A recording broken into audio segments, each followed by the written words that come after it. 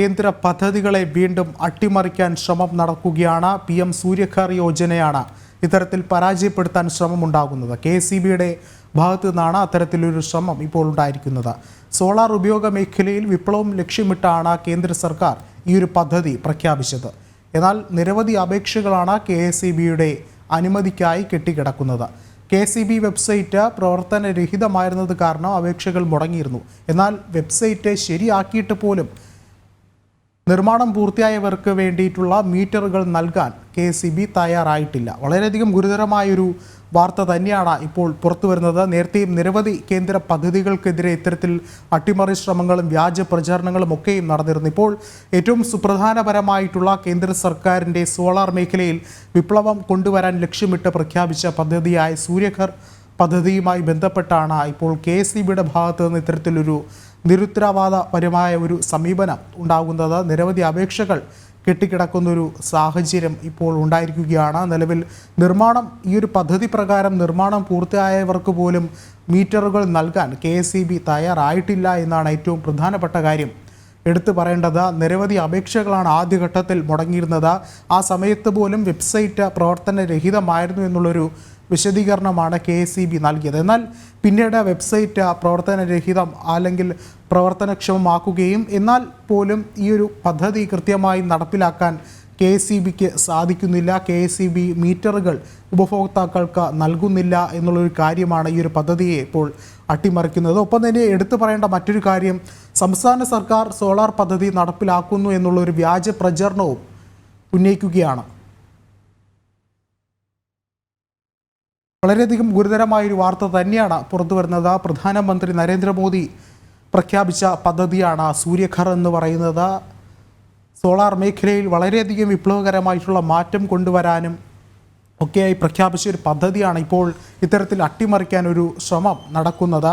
കൂടുതൽ വിവരങ്ങളുമായി മനോജ് ചേർന്നുണ്ട്. മനോജ്, ഒരുപക്ഷെ നമുക്കറിയാം നേരത്തെയും നിരവധി പദ്ധതികൾ ഇത്തരത്തിൽ അട്ടിമറിക്കാനും കയ്യേറാനും അല്ലെങ്കിൽ അതിനൊക്കെ എതിരെ വ്യാജ പ്രചരണം വരെ നടത്തിയിരുന്നു. ഇപ്പോൾ സംസ്ഥാന സർക്കാർ ഇത്തരത്തിൽ പ്രധാനപ്പെട്ട ഒരു കേന്ദ്ര സർക്കാർ പദ്ധതിക്ക് നേരെയാണ് ഈ ഒരു അട്ടിമറി ശ്രമം നടത്തുന്നത്. എങ്ങനെ നമുക്ക് നോക്കിക്കാണാം?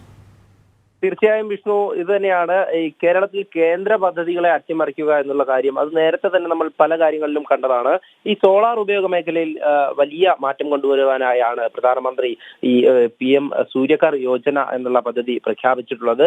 അതിൽ തന്നെയാണ് നിരവധി പേരാണ്, 1 കോടിയോളം പേർക്ക് ഈ ഒരു സോളാർ കണക്ഷൻ ലഭ്യമാക്കുക എന്നുള്ള ഉദ്ദേശത്തോടു കൂടിയാണ് ഈ പദ്ധതി കൊണ്ടുവന്നത്. എന്നാൽ കേരളത്തിനകത്തെത്തുമ്പോൾ അതിന് തടയിടുന്ന ഒരു ശ്രമം തന്നെയാണ്, ഉപഭോക്താക്കളെ വഞ്ചിക്കുന്ന ഒരു ശ്രമമാണ് KSEBയുടെ ഒക്കെ ഭാഗത്തു നിന്നുണ്ടാകുന്നത്. ഇതുമായി ബന്ധപ്പെട്ട് ആദ്യം ഈ രേഖകൾ സമർപ്പിക്കുവാനൊക്കെയായി ഈ KSEBയെ സമീപിക്കുമ്പോൾ അത് വെബ്സൈറ്റ് ഹാങ് ആണ് എന്നുള്ള രീതിയിലുള്ള പ്രതികരണമാണ് ഈ ജനങ്ങൾക്ക് കിട്ടുന്നത്, ഉപഭോക്താക്കൾക്ക് കിട്ടുന്നത്. എന്നാൽ അതിനുശേഷം വീണ്ടും കുറേയധികം നാളുകൾ കഴിഞ്ഞ ശേഷമാണ് ഈ വെബ്സൈറ്റിൽ ഈ രേഖകൾ സമർപ്പിക്കാനായിട്ടുള്ളത്. പിന്നീടും ഇതിന്റെ നിർമ്മാണം പൂർത്തിയാക്കിയവർക്ക് നെറ്റ് മീറ്റർ സ്ഥാപിക്കുന്നതിനായി മീറ്ററിനായി അപേക്ഷിച്ചപ്പോൾ ഈ KSEBയുടെ പക്കൽ അത് ലഭ്യമല്ല എന്നുള്ള കാര്യമാണ് അവർക്ക് കിട്ടുന്ന മറുപടി. അതോടൊപ്പം തന്നെ അത് മറ്റൊരിടത്തും വാങ്ങാനുള്ള സംവിധാനവുമില്ല. അവർക്ക് തന്നെ നിരവധി പേരാണ് ഇതുമായി അന്വേഷിച്ച്.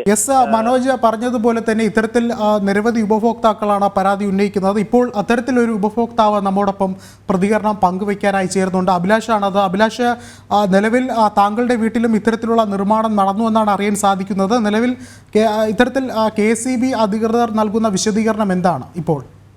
ഞാൻ കഴിഞ്ഞ ഫെബ്രുവരി മാസത്തിലാണ് MNREയുടെ കീഴിലുള്ള സബ്സിഡി ഇൻക്രീസ് ചെയ്തിട്ടുള്ള ഒരു പ്രൊജക്ട് വന്നത്, അവരുടെ ഒരു ഇത് വന്നത്, സ്കീം വന്നത്. അപ്പൊ ഞാൻ അതിൽ അട്രാക്റ്റീവായിട്ടാണ് ഞാനിത് വയ്ക്കാനും തീരുമാനിച്ചത്. ഫെബ്രുവരി 23 മുമ്പ് തന്നെ അതിന്റെ ഫീസിബിലിറ്റി 1190 രൂപ അടച്ച് ഞാൻ എന്റെ വെണ്ടർ വന്ന് ഇൻസ്റ്റാളേഷൻ കഴിഞ്ഞതാണ് ഫെബ്രുവരി 23 അതിനുശേഷം അതിന്റെ നോർമൽ പ്രോസസ് എന്ന് പറഞ്ഞാൽ അത് MNREയുടെ സൈറ്റിൽ പോയി അത് രജിസ്റ്റർ ചെയ്തതിനു ശേഷം KSEBക്ക് വരുന്നു, അവർ അപ്രൂവ് ചെയ്യുന്നു, നമ്മുടെ മീറ്റർ സ്ഥാപിക്കുന്നു. അങ്ങനെയാണ് ഞാൻ അറിയാൻ കഴിഞ്ഞത്.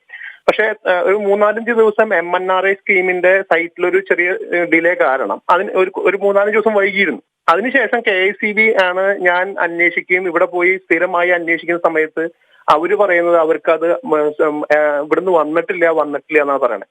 ഞാൻ എന്നിട്ട് വെണ്ടറുമായിട്ട് സംസാരിക്കുമ്പോൾ അവര് പറയും അത് ഞങ്ങളുടെ ഡിലേ അല്ല, അത് KSEBയുടെ ഡിലേ ആണെന്നാണ് അവർ പറയുന്നത്. അങ്ങനെ തുടർച്ചയായിട്ട് 2 മാസം കഴിഞ്ഞതിന് ശേഷം വരാതായപ്പോ ഞാൻ ഇവരുമായിട്ട് കുറച്ച് ഇതിൽ സംസാരിക്കുകയും വെണ്ടറുമായിട്ട് സംസാരിക്കുകയും കഴിഞ്ഞപ്പോ അവര് തിരുവനന്തപുരത്ത് മറ്റോ പോയി അത് കഴിഞ്ഞ ഒരാഴ്ച മുമ്പ് അത് അപ്രൂവ് ചെയ്യേണ്ടത്. ഇവിടെ എനിക്ക് അപ്രൂവൽ വന്നു, ഞാൻ അതിന്റെ പൈസ അടച്ചു. അപ്പോഴും എന്റെ പ്രശ്നം തീർന്നിട്ടില്ല. ഞാൻ വീണ്ടും അന്വേഷിക്കുമ്പോൾ മീറ്റർ അവൈലബിൾ അല്ല, നെറ്റ് മീറ്റർ അവൈലബിൾ അല്ല എന്നാണ് അവർ പറയുന്നത്. നെറ്റ് മീറ്റർ അവൈലബിൾ അല്ലെങ്കിൽ അടുത്ത ഓപ്ഷൻ പുറമേന്ന് വാങ്ങാന്നുള്ളതാണ്. ഞാനപ്പോ അതിനുവേണ്ടി അന്വേഷിച്ചപ്പോഴും ഈ സാധനം മാർക്കറ്റിൽ അവൈലബിൾ അല്ല. കാരണം KICBയുടെ അപ്രൂവ്ഡ് ആയിട്ടുള്ള മീറ്റേഴ്സ് ആണ് ഇത് അവർക്ക് ഉപയോഗിക്കാൻ പറ്റുള്ളൂ, അവർ സർട്ടിഫൈ ചെയ്തത്. സ്വാഭാവികമായിട്ടും അതും അവൈലബിൾ അല്ല. ചുരുക്കി പറഞ്ഞാൽ ഈ സാധനം എനിക്ക് മാർക്കറ്റിലും അവൈലബിൾ അല്ല, KICBയുടെ അടുത്തും അവൈലബിൾ അല്ലാത്തതുകൊണ്ട് ഞാൻ ഇപ്പോഴും KICB ബില്ല് അടച്ചുകൊണ്ടിരിക്കുകയാണ്. ഇത്ര എമൗണ്ട് ഞാൻ ഇൻവെസ്റ്റ് ചെയ്തു, 2 മാസം കഴിഞ്ഞു, 2.5 മാസം ആവുന്നു, ഇപ്പോഴും ഞാൻ KICB ബില്ല് അടയ്ക്കണു. ഇതിനൊരു മറുപടി വെണ്ടർക്കും തരാൻ പറ്റുന്നില്ല, KICBക്കും തരാൻ പറ്റുന്നില്ല. സത്യത്തിൽ ഈ സ്കീമിനെ നല്ലൊരു സ്കീമാണ്, പക്ഷെ ഇങ്ങനെയുള്ളൊരു ഡിലേ കാരണം കൊണ്ട് അത് നമുക്ക് ആളുകൾക്ക് എത്താൻ ബുദ്ധിമുട്ടാണ്. മനസ്സിലായ? അതാണ് എൻ്റെ ഒരു അനുഭവം. യെസ്, വളരെയധികം നന്ദി അഭിലാഷ് പ്രതികരണം ഒരിക്കൽ കൂടി മനോജ് ചേർന്നുണ്ട്. മനോജ്, അഭിലാഷിനെ പോലെ നിരവധി ഉപഭോക്താക്കളാണ് ഇത്തരത്തിൽ വളരെയധികം പ്രതിസന്ധിയിലായിരിക്കുന്നത്. അങ്ങനെയെങ്കിൽ കൃത്യമായൊരു വിശദീകരണം ഇത്തരത്തിൽ KICB അധികൃതർക്ക് നൽകാൻ സാധിക്കുന്നില്ല എന്ന് പറയുമ്പോൾ അത് തന്നെയല്ലേ ഈ ഒരു അട്ടിമറി ശ്രമത്തിന് ഒരു ആരോപണത്തിന് കൂടുതൽ ശക്തി പകരുന്നത്?